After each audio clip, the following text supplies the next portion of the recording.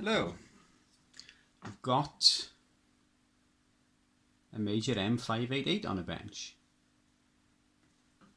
Front is not in great condition, it's okay, but it's not in great condition.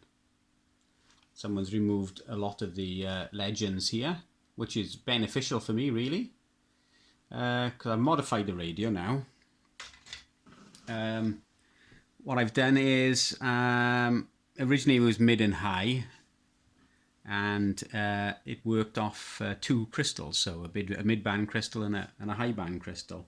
I've done away with the one crystal, and I'm now running it through a pick chip. So it's going through a pick chip.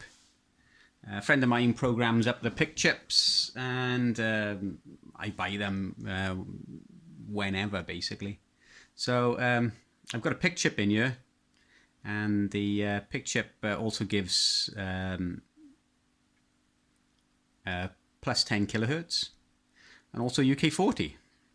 So I've wired it all in. So we're on the mid band. Is the frequency counter 26965, channel 1, channel 40, 27405. Let's see if I can get it to focus on the counter a bit more. There we go. So 27405, all good so far. Let's go to the high band, 27415, that's good. 27855, okay, that's good. This is the alpha, so the plus 10 kcs, 425. It's mainly used for alpha channels. There's a gap, there's one channel missing between 435 and 455. So 445 is missing. So we flick that up, we get it. That's what the alpha is basically for. All good so far. The snag is, obviously this radio doesn't have a coarse tune. It's just got a clarifier. The transmit frequency is fixed. Receive frequency is obviously adjustable by about a kilohertz up or down, mainly for SSB. So we need some way to get onto the UK40. So if I put it onto UK40, it's on 27601, so 605. We need it to be on 27601 or thereabouts.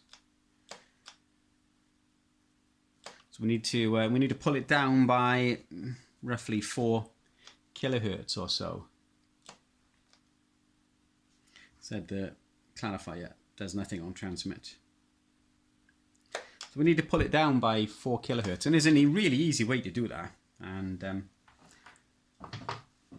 I'll show you how to do it now. It involves one transistor, which switches a capacitor, and that's all it is. So I'll turn the camera off, rearrange the camera because you won't be able to see it from by here, and I'll show you how to do it.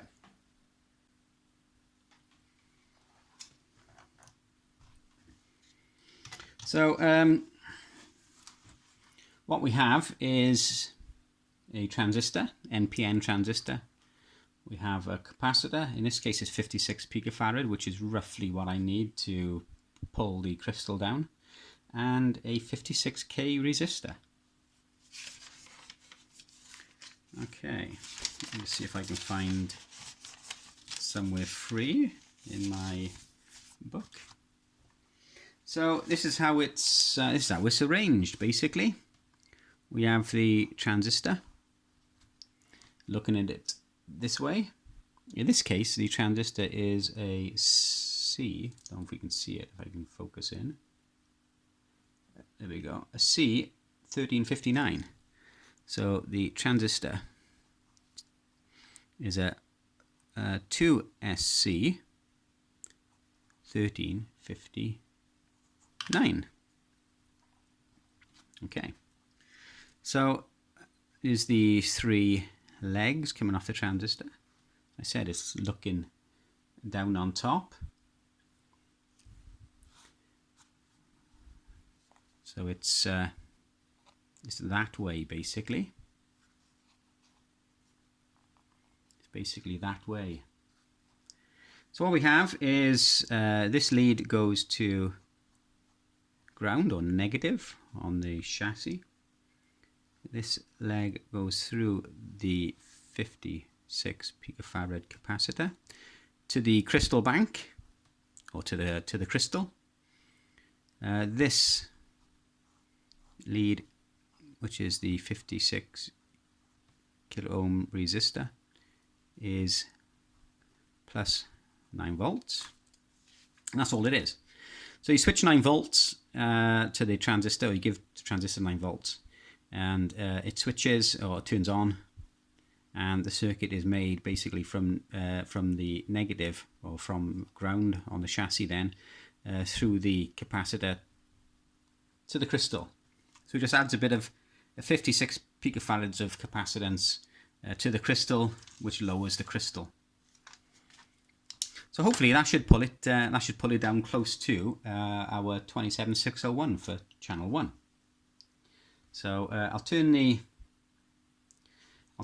camera off, move the radio back in. Don't have a lot of room. I've only got the one camera here, so I've got to move it about and whatever, as when I'm falling over. It's on a tripod, so it's not easy trying to work around the camera and the tripod and solder at the same time. So I'll make a bit of room and I'll be back. So the radio as standard. So 27605. So we need that to be 27601. So we'll add the transistor, the capacitor and the resistor.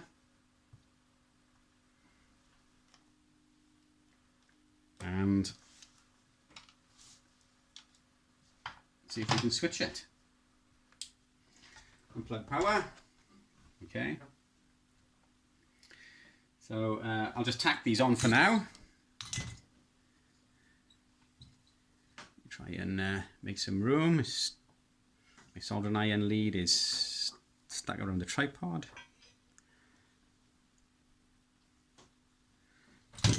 So we're looking at it. We're looking at the transistor this way. So this is the ground. This center pin here is the capacitor to the crystal, and the top leg here goes to the resistor and 9 volts. So we solder it on there.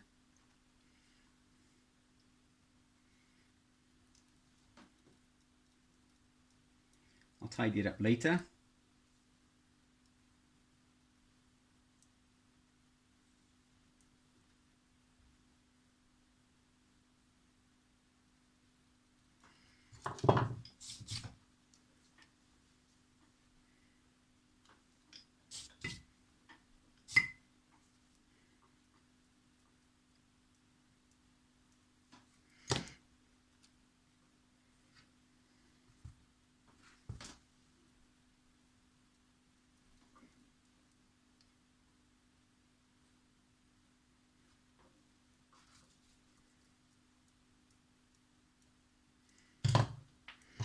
And a length of wire just so we can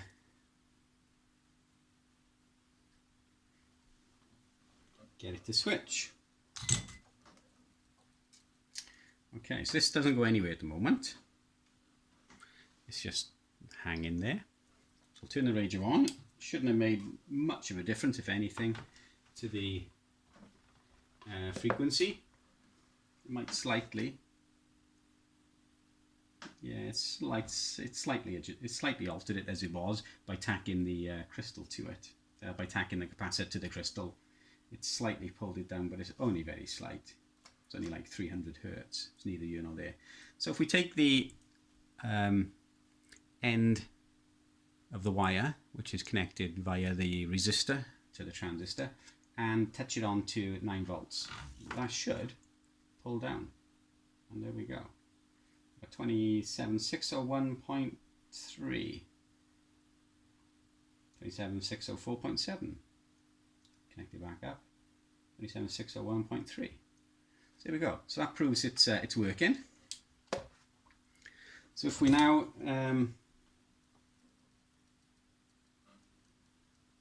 solder this end to the switch, I'll just tack it all on. It's not going to be pretty. I'll just show. So this is the switch for the UK40.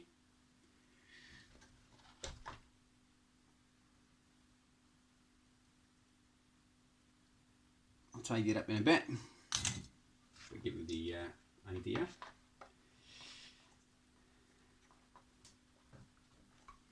So we'll turn all that back off. Let me move the camera slightly. That's it. It's a bit limited on space here.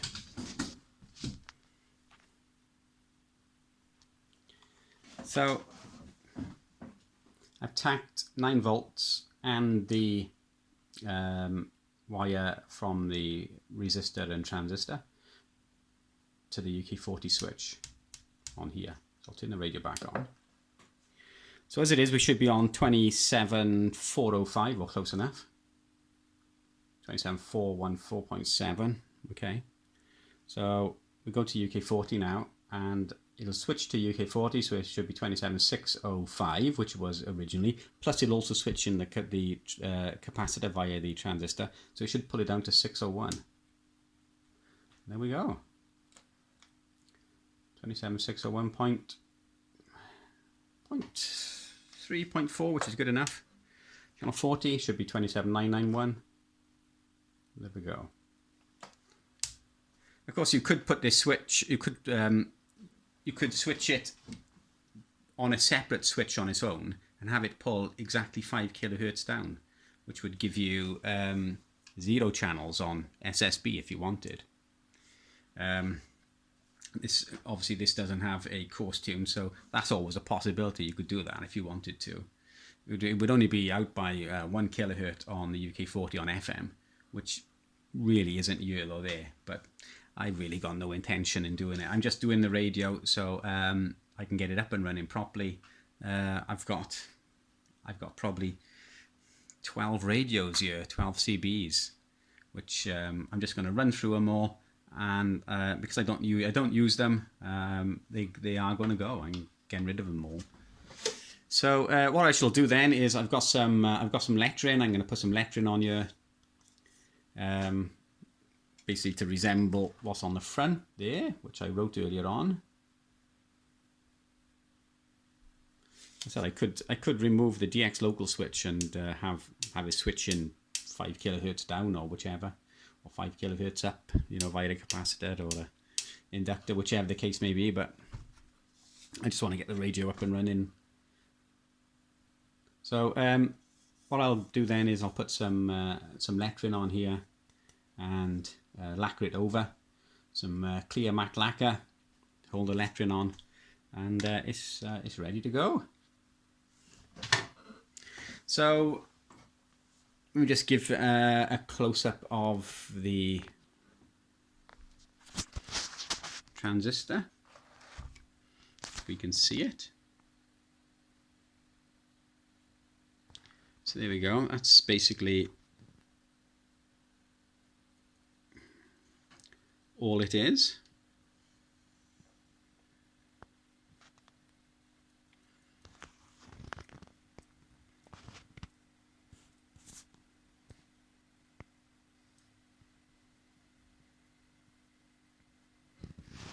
So that goes to my switch right there. As I said, I'll tidy it all up and put it tidy. This is the wiring from the PIC chip to the PLL02A. Other than that, it's in really nice condition, the circuit board. Original transistors. Bit dusty, but no work on the main board at all. Other than I've added this capacitor here because lower sideband was off, and I guess it's aging of the crystal. I couldn't pull it anymore, so I've added a capacitor across the capacitor, the variable capacitor, to pull it a bit more to get it on the frequency. So this is my work.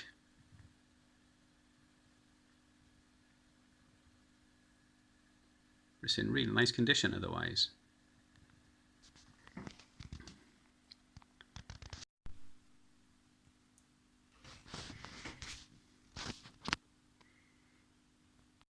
So thanks for watching.